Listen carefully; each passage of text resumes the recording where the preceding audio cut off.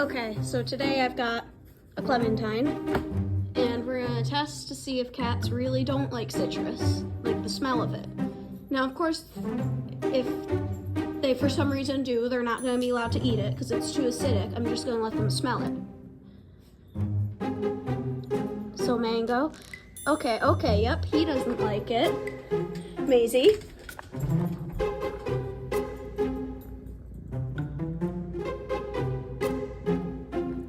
Maisie, on the other hand, is broken. You can't have it, though.